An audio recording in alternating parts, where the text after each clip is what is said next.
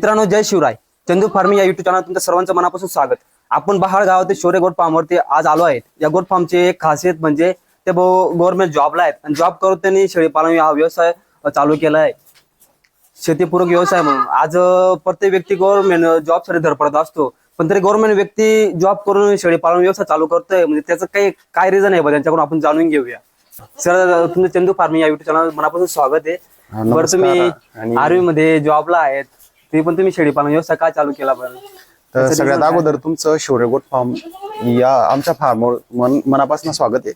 आणि मी एक स्वतः गव्हर्नमेंट सर्वंट असून सुद्धा म्हणजे आर्मी मध्ये नोकरी करत असताना सुद्धा मला शेळीपालन करायची मनामध्ये एक इच्छा होती, आवड होती आणि तो माझा छंद होता. त्यामुळे मी शेळीपालन चालू करायचा निर्णय घेतला. हे शेळीपालन मी चालू केलं होतं 2021 मध्ये. म्हणजे अर्थात मी जेव्हा नोकरीला नव्हतो तेव्हा सुद्धा माझ्याकडे शेळ्या होत्या, शेळी चारत होतो, शेळीपालन मी करत होतो. पण ते कसं होतं ना की मुक्त संचार पद्धतीने मी शेळीपालन करत होतो. आता मला गरज भासली की शेतीला शेतीपूरक जोडधंदा म्हणून आपण काय करावं, किंवा नोकरीला नोकरीशीच निगडीत असा कुठला व्यवसाय आपल्याला एक्स्ट्रा इन्कम देऊ शकतो बाबा, म्हणजे नोकरीला आपला एक बेस बनू शकतो बाबा, उत्पन्नाचा एक सोर्स बनू शकतो आपल्या नोकरीच्या उत्पन्नासोबत. तर मग मी शेळीपालन हा व्यवसाय निवडला. आता शेतीमध्ये जर बघाल तुम्ही, नियमित पाऊस नसल्या कारणाने किंवा अति जास्त पाऊस असल्या कारणाने शेतीमध्ये पाहिजे तसं उत्पन्न आपल्याला जे घ्यायचंय ते घेऊ शकत नाही शेतकरी, किंवा उत्पन्न घेतल्यावर सुद्धा त्याला बाजारभाव भेटेल ही कुठलीच हमी नाहीये. मग हा शेळीपालनाचा व्यवसाय असा आहे की हा माल तुमचा सडका नाहीये आणि हा माल ची जी किंमत असते ना ती ठरवायचा हक्क आणि अधिकार तुम्हाला राहतो. याच रिझनमुळे मी शेळीपालन हा व्यवसाय निवडलेला आहे मित्रांनो. आणि दुसरी गोष्ट म्हणजे मी जातीने धनगर असल्या कारणाने हा आमचा पिढी जात व्यवसाय आहे आणि या व्यवसायाची आमच्या रक्तातच आवड असते, म्हणून मी हा शेळीपालन हा व्यवसाय निवडलेला आहे. या व्यवसायाची सुरुवात केली होती मित्रांनो मी 2021 मध्ये.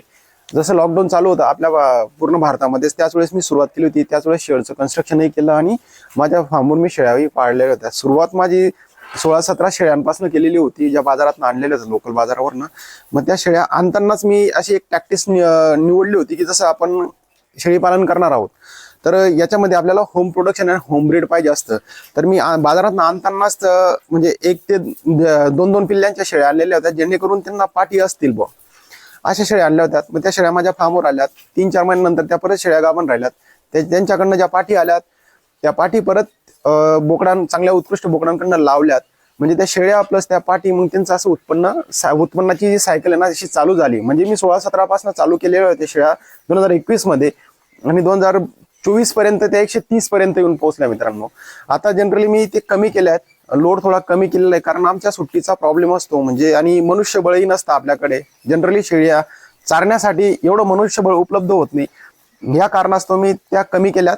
आता माझ्या फार्मवर तुम्ही बघू शकता एवढ्या 9-10 शेळ्या आहेत, काही बाकी असे बोकडे छोटे छोटे पिल्ले आहेत त्यांच्याचे एवढे आहेत आता सध्या फार्मवर. सर, तुम्ही लोकल बीड वापरतात की ते हायब्रिड बीड वापरतात तुम्ही?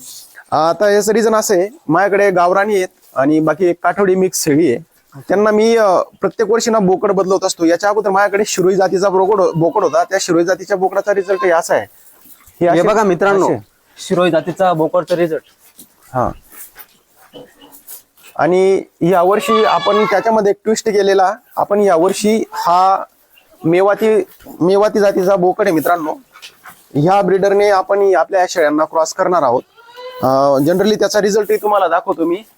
बरं सर, हाच ब्रीड का वापरला तुम्ही आता यावेळी? हा, आता याचं रिझन असं आहे, हा ब्रीडर आपल्याकडे कसं आहे ना की एक जी गावरानी जी शेळी असते ना तिचं जे पिल्लू असतं ना ते वेट गेन करण्यासाठी त्याला खूप कालावधी लागत असतो. तर आपण हा ब्रीडर निवडला. म्हणजे याच्या व्यतिरिक्त तुम्ही आफ्रिकन बोर सुद्धा यूज करू शकता, नंतर आपण बीटल सुद्धा यूज करू शकतो. पण मी याचं का निवडला, आता आपल्याकडे शेळ्या आहेत म्हणजे छोट्या आहेत, जास्त मोठ्या नाही आहेत. जर आफ्रिकन बोर लावला किंवा बीटल लावला तर ह्या शेळींकडनं जे होणारे जे प्रजनन असतं ना त्यांच्या गर्भाशयातनं निघणारा जो म्हणजे प्रॉब्लेम होतो त्यांना गर्भाशयातनं, त्यांचा ज्यावेळेस तो गाभ निघतो त्यावेळेस ना, म्हणजे ज्यावेळेस हेवी वेट बोकडाकडनं क्रॉस केलं जातं ज्यावेळेस, जसं आफ्रिकन बोर झालं किंवा बीटल झालं ह्या शेळ्यांना. आता ह्या गावरानी शेळ्यांना सोजत झाला, शिरोई झाला, नंतर असा तोतापुरीमध्ये हा मेवाती झाला, या बोकडांनी जर कधी क्रॉस केलं ना तर सफिशियंट असतं, म्हणजे वेट गेनही चांगलं असतं त्यांच्याकडनं होणार. आता तुम्हाला मी सर, मला एक प्रश्न विचारायचा होता. आता हा तुम्ही तोतापुरी बीड सारखा बीड आहे, पण बाजारभावामध्ये याला कसं ओळखणार? हा, तोतापुरी म्हणजे कसं आहे ना की तोता म्हणजे जनरली त्याची पेचान आहे तोतापुरीची. हा त्याचा तोत्यासारखा म्हणजे पोपटासारखा फेस असतो त्याचा. हा बघा आपण फेस तुम्हाला दिसत असेल. ओके, जी गळ्याची झालर आहे, गलापट्टी आहे, आणि हा याला आहे ना, हा म्हणजे ब्राऊन कलर मध्ये, तपकिरी कलर मध्ये त्याची मान आणि डोकं असतं, आणि बाकी पूर्ण मागे व्हाईट असतो. हा बघू शकता मित्रांनो तुम्ही. हा म्हणजे पूर्ण व्हाईट कलर मध्ये असतो. आता हा बघू शकता मित्रांनो तुम्ही. हा म्हणजे पूर्ण व्हाईट कलर मध्ये असतो. आता हा जवळजवळ 1.5-2 वर्षाचा बोकड आहे मित्रांनो. आपण हा क्रॉसिंग साठी ठेवलेला आहे. म्हणजे याचा रुबाब बघू शकता तुम्ही. येणारा जे पिल्ला असतं ना याच्याकडनं, ते पण छान येतं मित्रांनो. तुम्ही एवढा मोठा खर्च केलाय शेडसाठी, किती खर्च आला असेल एवढा? मी खर्च हा सुरुवातीला म्हणजे असं एकदमच नाही केलेला, की स्टेप बाय स्टेप करत गेलो. सगळ्यात अगोदर माझं ते गोडाऊन म्हणजे मेन शेड आहे ना माझं, ते तिकडचं चाऱ्याचं, ते बांधलं अगोदर. म्हणजे यांच्यातनं जे म्हणजे सुरुवातीला मी माझा पैसा टाकलेला, मग नंतर धीरे धीरे यांच्याकडनं जसं उत्पन्न होत गेलं तसं तसं मी माझं शेडचं काम वाढवत गेलो. 2021 मध्ये जे सुरुवातीचं ते शेड बांधलं, नंतर 23-24 मध्ये हे शेड बांधलं, नंतर पूर्ण कंपाऊंड करून घेतलं. याचं रिझन असं होतं, इतकी सिक्युरिटी करण्यासाठी मजबूत बांधकाम करण्याचं रिझन असं होतं की आमच्याकडे बिबट्याचं वातावरण होतं, जनरली बिबट्याचं. तर मग तो बिबट्याच्या हल्ल्यापासून आपल्याला काहीतरी सुरक्षा भेटली पाहिजे, या कारणास्तव आपण थोडं जाळी कंपाऊंड वगैरे केलेलं आहे मित्रांनो. म्हणजे जेणेकरून आपल्या शेळ्या सुरक्षित राहिल्या पाहिजे याच्यासाठी. बरोबर. आणि एकंदरीत जर टोटल खर्च धरायला तर 6 ते 7 लाखाचा खर्च जनरली आला असेल. म्हणजे पूर्ण कन्स्ट्रक्शन सुरुवातीपासून आजपर्यंत लास्ट आलेले जवळजवळ 6 लाखापर्यंत धरून घ्या तुम्ही, 6 लाखापर्यंत आलेला असेल. बरं, जर नवीन मुलंच आहे या क्षेत्रामध्ये, याचं म्हणा की शेतकरी वर्ग, त्यांच्यासाठी तुम्ही काय सांगणार? आता कसं आहे माहिती आहे का, की शेतात आपण 10-10, 12-12 तास काम करून सुद्धा आपल्याला मोबदला तेवढाच भेटणार आहे की जेवढे आपल्या गरजा भागतील. मजुरी करून पण तेवढेच पैसे भेटणार आहे जेवढे आपण काम करू. पण हा व्यवसाय असा आहे ना मित्रांनो, एक वेळेस जर तुम्ही सुरू केला ना, तर हे कंटिन्यू याचं प्रोडक्शन चालूच असतं. म्हणजे याची प्रोडक्शनची सायकल चालूच असतं. आता याला भरपूर काही वेळ लागतो, किंवा भरपूर याला टाइम द्यावा लागतो, किंवा भरपूर काही नवीन जगा वेगळं करावं लागतं, असा अजिबात विषय नाही. म्हणजे शेताचं काम करून सुद्धा तुम्ही हा व्यवसाय करू शकता. कारण सांगतो तुम्हाला मी, की सकाळी यायचं, सुका चारा टाकायचा, दुपारी झाडपाला टाकायचा, कारण गरमीचं वातावरण आहे आपल्याकडे जनरली म्हणून, आणि संध्याकाळी असं नेपियर वगैरे टाकायचं. आणि ज्या जनलेल्या शेळ्या वगैरे आहेत त्यांना थोडा आपण दाण किंवा मका वगैरे खाऊ घालू शकतो. आता बोकड आपण ईदला तयार करणार आहे, तो तिकडे बोकड आहे, किंवा 2-4 बोकडे ईदला आपण तयार करणार आहे. यांच्यासाठी स्पेशल डाईट म्हणून सोयाबीन किंवा मका, भरडा, गहू असं एक्स्ट्रा देऊन द्यायचं त्यांना. मग म्हणजे व्यवस्थित त्यांचा एवढा काही आपल्याला मेहनत करायची गरज भासत नाही या व्यवसायामध्ये. फक्त नियोजन आपलं व्यवस्थित उत्तम पाहिजे, चारा लागवड तुमची चांगली पाहिजे, झाडपाला तुम्हाला पुरेसा झाडपाला पाहिजे. तुम्ही ऑलरेडी गव्हर्नमेंट जॉबला आहेत.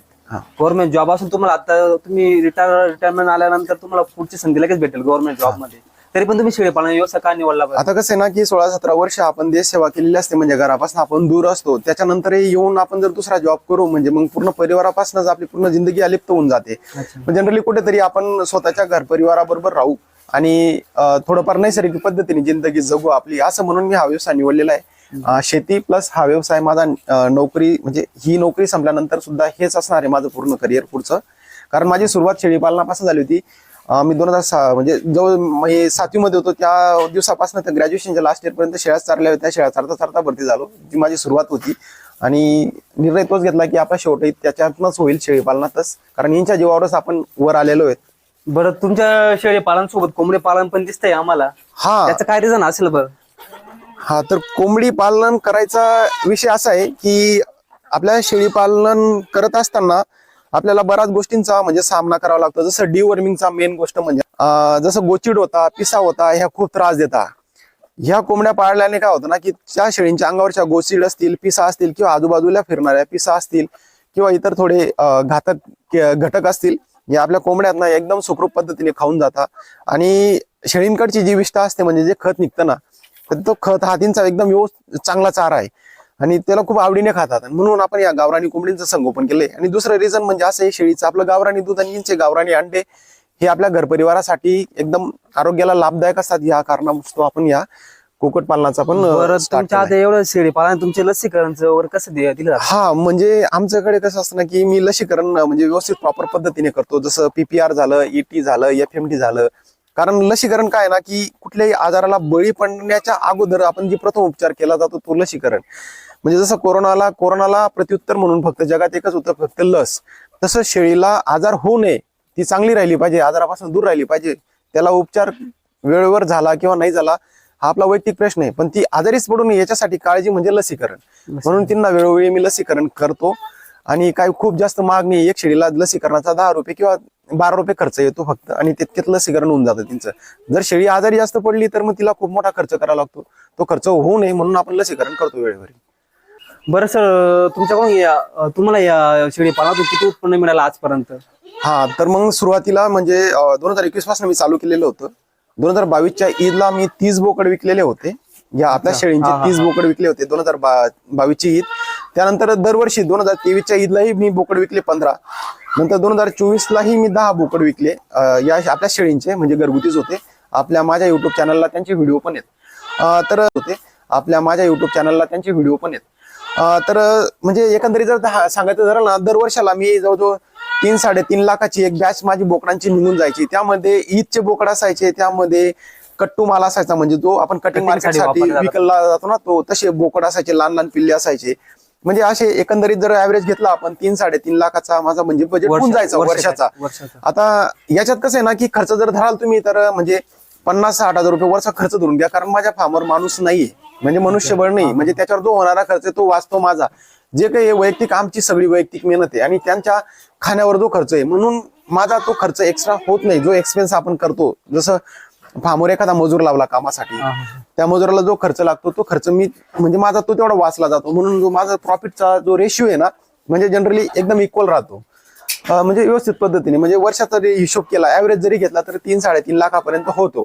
आता माझ्या शेळ्या कमी आहे, म्हणजे अर्थात या वर्षी उत्पन्न माझं कमी राहील. हा, म्हणजे माझ्याकडे जेव्हा जास्त शेळ्या होत्या तर उत्पन्नही जास्त होतं, त्या लेवलच होतं. या वर्षी या शेळ्यांच्या एक बॅच काढली होती मी, जवळजवळ 97 हजाराला एक बॅच गेली होती. आणि परत आता दुसरी बॅचचे बोकड आता परत तयार झालेले आहेत. अच्छा, हे सारखं चालू राहते बा असं? हा, म्हणजे मध्यंतरी सांगितलं बोकड पालन बी केलं होतं बा. काही असं लोक सांगतात की पहिले बोकड पालन करावं का डायरेक्ट शेळी पालन करावं, त्याच्यावर तुम्ही काय सांगणार बरं? कसं आहे ना, जर तुमची कष्ट घ्यायची जर कधी हिंमत असेल किंवा आपण थोडं राबवू, म्हणजे आपण जर मेहनत चांगली घेऊ, तर मग तुम्ही शेळी पालन करा. शेळींकडनं जे चांगले बोकड येतील ते तुम्ही ईदसाठी वापरा. जसं मला हा बोकड आहे, मला ह्या माझ्या शेळीकडनं आलेला आहे, तर हा बोकड चांगला आहे, नक्षवान आहे, चांगला आहे, मला वाटतंय की याचं फ्युचर चांगलं असणार आहे, तर मी हा बोकड ईदसाठी ठेवणार. मग हा ईदसाठी जो बोकड मी आपल्या घरच्या शेळीचा ठेवणार, त्याचं उत्पन्नही मला त्याच लेवलने भेटणार. म्हणजे कारण तो आता हा जर बोकड मी बाजारात विकत आणला, जसं हा 7-8 हजाराला आणेल मी बोकड, म्हणजे 7-8 हजार रुपये त्याला ऑलरेडी किंमत झाली. त्याच्यावर मी खर्च जो करणार खाण्यापिण्याचा, तो खर्च पकडून मग मी त्याला एक्स्ट्रा किमतीने विकणार. मग जर त्याला म्हणजे जो झालेला खर्चाने घेतलेला तो बोकडाचा जो पैसा, तो विक्री किंमत मधून मायनस करून त्याच्याकडनं मला निघणार तरी किती नफा, तर नफा बघायचा तर 7-8 हजार रुपये त्याच्यात नफा निघेल. ओके, जर आपल्या घरच्या शेळीचं जर पिल्लू असेल ना, तर त्याला 100% नफा असतो. फक्त खाण्यापिण्यावर जो खर्च झालेला असतो तो नंतर आपला पूर्ण घरचाच पैसा असतो. आणि जर तुमची काम करायचं तुम्हाला असं वाटत असेल की आपलं थोडं काम मुश्किल आहे, आपल्याकडनं होणार नाही, तर तुम्ही काय बाजारात छोटे छोटे पिल्ले आणावे किंवा कुठल्या ट्रेडरकडनं आणावे किंवा राजस्थानवरनं छोटे छोटे बोकड आणावे, त्यांना आपल्या फार्मवर 1 वर्ष सांभाळायचे आणि ईदसाठी विकायचे. ते पण एक बेस्ट ऑप्शन आहे. ते एकदम शॉर्टकट जरी आहे तो. तुमचं एवढं चाराचं नियोजन कसं आहे? हा, चाऱ्यासाठी काय ना, स्पेशली म्हणजे मी सुका चारा दरवर्षी भरत असतो. यावर्षी मी तोर लावली होती 1 एकर क्षेत्रामध्ये. तुरीचा चारा मी सुका स्टोअर करून ठेवलेला आहे, पोत्रे ते तुरीचे. नंतर मी भुईमुंग असतो ना आपला भुईमुंग, त्याचे पोत्रे पण मी भुईमुंगचा पाला असतो ना, तो पण स्टोअर करून ठेवतो. आपल्या पूर्ण शेताच्या बांधाला आम्ही तुम्हाला दाखवलं जाता सुबावड लावलेली आहे, जवळ 100-150 झाडं लावलेली, म्हणजे तो पालाची गरजही भागली जाते शेळींकडनं. इकडे 20 गुंठ्याची जागा आहे आपली, त्यामध्ये आपण सगळं मेथी घास लावलेलं आहे, नेपियर लावलेलं आहे. ते सगळं तुम्हाला दाखवतो मी आज चारा नियोजन कसं आहे. तर चला मी तुम्हाला माझं चारा नियोजन दाखवतो. हे American 4G bullet smart Napier झालं, हे इंडोनेशियन स्मार्ट नेपियर झालं, तेही आवडीने खूप खाता शेळ्या, खूप छान आहे ते पण. आता हे बघू शकता तुम्ही, हे पण इंडोनेशियन स्मार्ट नेपियर झालं, हे पण खूप आवडीने खाता, कारण नरम असतं, मक्याने क्रॉस केलेलं असतं आणि शेळ्या किंवा गायी असतील खूप आवडीने खाता मित्रांनो. हा आपण चारा आहे केलेला आहे, हिरवा चारा म्हणून. कारण तुमचं जर चारा नियोजन व्यवस्थित असेल ना मित्रांनो, तर तुम्हाला तुमच्या फार्मवर जे तुम्ही अॅन्युअल पाळता तर त्याला एवढी दिक्कत होत नाही, परेशानी होत नाही. कारण चाऱ्याच्या व्हरायटी तुमच्याकडे उपलब्ध राहणं खूप गरजेचं. जसं की मुक्त संचार पद्धतीने आपण शेळी पालन करतो, तर दिवसाभरात शेळी कितीच प्रकारचा चारा खात असेल, मग असं वेगवेगळ्या प्रकारच्या व्हरायटीज तुम्ही आपल्या शेतामध्ये शेळी पालन करायच्या अगोदर करून ठेवायच्या, जेणेकरून आपल्या शेळींना वेगवेगळ्या प्रकारचा चारा भेटेल आणि त्यांची डायजेस्टिव्ह सिस्टम चांगली राहील. आता आपण मेथी शेळी कितीच प्रकारचा चारा खात असेल, मग असं वेगवेगळ्या प्रकारच्या व्हरायटीज तुम्ही आपल्या शेतामध्ये शेळी पालन करायच्या अगोदर करून ठेवायच्या, जेणेकरून आपल्या शेळींना वेगवेगळ्या प्रकारचा चारा भेटेल आणि त्यांची डायजेस्टिव्ह सिस्टम चांगली राहील. आता हे आपण मेथी घास लावली आहे का सर?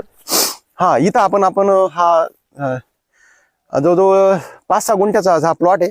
हा मेथी घासचा लावलेला आहे. मेथी घास कॅल्शियम युक्त, प्रोटीन युक्त असतो आणि शेळ्यांचा खूप फेवरेट चारा असतो हा, आणि शेळ्या खूप आवडीने खातात. जसं पहिले तुम्हाला दाखवलं मी 4G स्मार्ट नेपियर झालं, इंडोनेशिया स्मार्ट नेपियर झालं, हा मेथी घास आला. अजून तुम्हाला तिकडे एक दशरथ घास दाखवतो मी. अशा पद्धतीने आपण हे ओल्या चाऱ्याचं नियोजन केलेलं आहे मित्रांनो. आता मी तुम्हाला जे झाडपाल्यासाठी आपण कुठल्या कुठल्या गोष्टींचं नियोजन केलेलं आहे तर ते दाखवतो तुम्हाला. मी आपल्या बांधावरचे स्वभाव दाखवतो. बरं, तुम्ही चाराच्या नियोजन मध्ये आपले सागचे झाड पण दिसतात, याचं काय रिझन आहे बरं? हा म्हणजे काय ना की आपण आंतरपीक घ्यायचं ठरवलं होतं याच्यामध्ये. अच्छा. म्हणजे मग आपण चाऱ्यासाठी एवढी जागा सोडलेली 20 गुंठ्याचं क्षेत्र. मग या 20 गुंठ्याच्या क्षेत्रामध्ये आपल्याला दुसरा फायदा कसा होईल बुवा, म्हणजे 4-5 वर्षानंतर किंवा 5-10 वर्षानंतर. तर मग आपण एक कन्सेप्ट सुचली आपल्याला की आपण साग लावू असं म्हणून.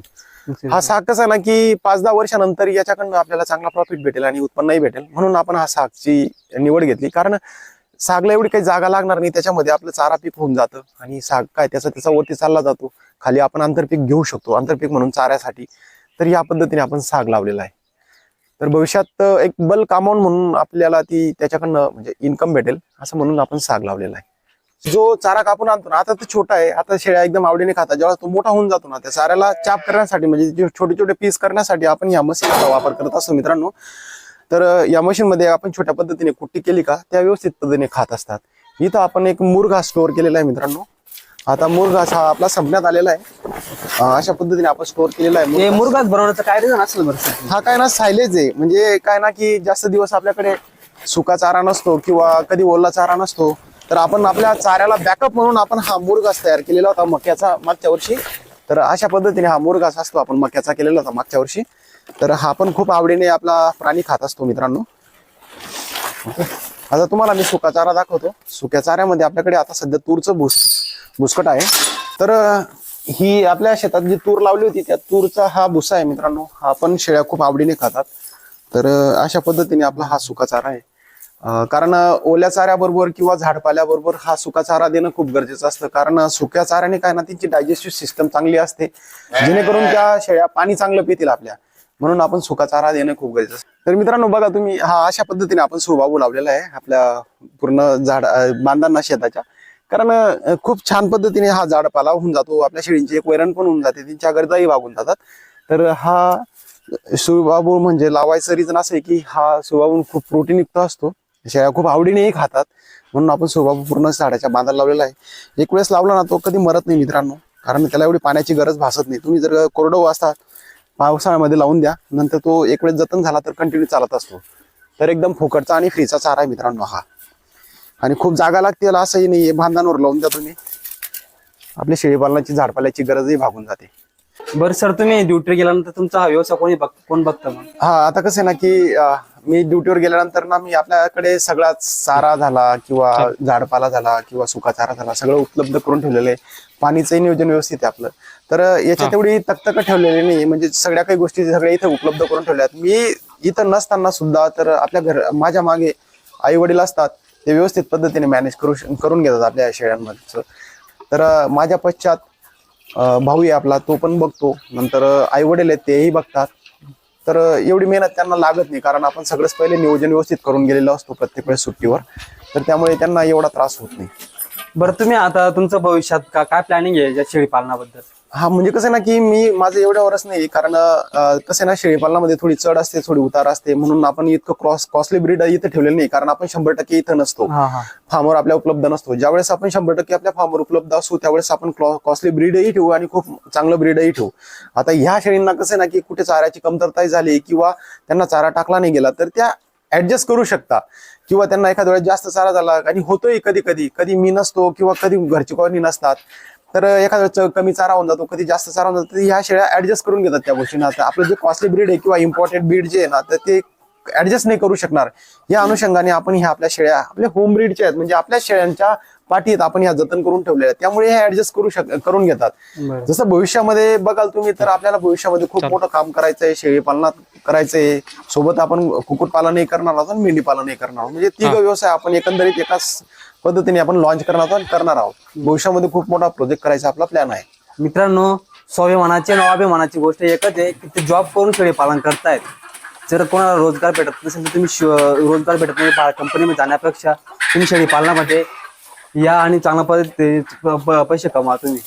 तुम्ही नवीन तरुण पिढींना काय संदेश देणार शेळी पालनाबद्दल? हा, आता नवीन तरुणांना सांगायचा विषय असा आहे की आता सध्या जनरली तरुण खूप भरकटलेला आहे. जसं भरतीमध्ये सिलेक्शन नाही झालं तर त्या भरतीच्या नावाने काय की आता आपल्या आयुष्यात काहीच उरलं नाही. दुसरी गोष्ट म्हणजे कंपनीमध्ये 10-12 हजारची नोकरी करण्यापेक्षा तुम्ही थोडीफार मेहनत घ्या, किंवा जे पोरं भरतीसाठी मेहनत करत होते आणि त्यांचं सिलेक्शन झालं नाही तर तुम्ही थोडीफार मेहनत करायची उमेद आणि दानात ठेवा. या शेळी पालनामध्ये उतरा. खूप बेस्ट ऑप्शन आहे मित्रांनो. तुम्ही जर 10 शेळ्या 20 शेळ्यापासून जेवढी तुमची कॅपॅसिटी त्यापासून तुम्ही सुरुवात करा. असं नाही की तुम्ही शेळी पालन केलं म्हणजे काय तुमचं आयुष्य सगळं संपलं, असं अजिबात नाही. शेळी पालन करता करता तुम्ही तुमची व्यायाम करा, मेहनत करा, भरतीची तयारी करा, प्रॅक्टिस करा आणि सोबत तुम्ही शेळी पालन करा. आता मी जॉब करतोय, सोबत शेती असून सुद्धा मी शेळी पालन करतोय, म्हणजे 3 ठिकाणी ऍडजस्टमेंट करून सुद्धा मी माझा टाइम काढून हा शेळी पालन व्यवसाय केलेला आहे. तर तुमच्यासाठी तुमची फक्त काम करायची तयारी पाहिजे. हा शेळी पालन व्यवसाय करा तुम्ही. तुम्हाला हा शेळी तुम्ही नवीन तरुण पिढींना काय संदेश देणार शेळी पालनाबद्दल? हा, आता नवीन तरुणांना सांगायचा विषय असा आहे की आता सध्या जनरली तरुण खूप भरकटलेला आहे. जसं भरतीमध्ये सिलेक्शन नाही झालं तर त्या भरतीच्या नावाने काय की आता आपल्या आयुष्यात काहीच उरलं नाही. दुसरी गोष्ट म्हणजे कंपनीमध्ये 10-12 हजारची नोकरी करण्यापेक्षा तुम्ही थोडीफार मेहनत घ्या, किंवा जे पोरं भरतीसाठी मेहनत करत होते आणि त्यांचं सिलेक्शन झालं नाही तर तुम्ही थोडीफार मेहनत करायची उमेद आणि दानात ठेवा. या शेळी पालनामध्ये उतरा. खूप बेस्ट ऑप्शन आहे मित्रांनो. तुम्ही जर 10 शेळ्या 20 शेळ्यापासून जेवढी तुमची कॅपॅसिटी त्यापासून तुम्ही सुरुवात करा. असं नाही की तुम्ही शेळी पालन केलं म्हणजे काय तुमचं आयुष्य सगळं संपलं, असं अजिबात नाही. शेळी पालन करता करता तुम्ही तुमची व्यायाम करा, मेहनत करा, भरतीची तयारी करा, प्रॅक्टिस करा आणि सोबत तुम्ही शेळी पालन करा. आता मी जॉब करतोय, सोबत शेती असून सुद्धा मी शेळी पालन करतोय, म्हणजे 3 ठिकाणी ऍडजस्टमेंट करून सुद्धा मी माझा टाइम काढून हा शेळी पालन व्यवसाय केलेला आहे. तर तुमच्यासाठी तुमची फक्त काम करायची तयारी पाहिजे. हा शेळी पालन व्यवसाय करा तुम्ही. तुम्हाला हा शेळी पालन व्यवसाय तुम्हाला यशाच्या उंच शिखरावर घेऊन नक्कीच जाईल. असं अजिबात समजू नका किंवा स्वतःला कमी अजिबात लेखू नका की मी शेळी पालन करतोय, समाज काय म्हणेल किंवा लोक काय म्हणतील. लोकांचं म्हणायचं बोलायचं काम आहे. जिथं प्रगती होते ना मित्रांनो तिथं बोट उठतो मित्रांनो. आणि ज्यावेळेस असं समजायचं जिथं बोट उठला तिथं प्रगती झाली समजा. जोपर्यंत आपल्यावर बोट उठत नाही म्हणजे आपण क्रांतिकारी झालो नाहीत किंवा आपण काही पराक्रम केला नाही. ओके, तर लोकांचं बोलायचं एक काम आहे मित्रांनो. तर तुम्हाला जे योग्य वाटेल शेळी पालन करा, मेंढी पालन करा, कुक्कुट पालन करा, गाई पालन करा, म्हणजे दूध व्यवसाय करा. पण कुठलाही व्यवसाय करा, शेतीला शेतीपूरक जोडधंदा म्हणून करा, किंवा जर तुम्ही नोकरीमध्ये असफल झालात तर तुमच्या भविष्याचा बॅकअप म्हणून म्हणजे प्लॅन बी म्हणून हा एक ऑप्शन तुमच्याकडे असू द्या. तर एवढं सांगू शकतो मित्रांनो. तर मित्रांनो व्हिडिओ तुम्हाला कसा आवडला असेल तर लाईक करा, शेअर करा आणि सबस्क्राईब करायला विसरू नका. धन्यवाद.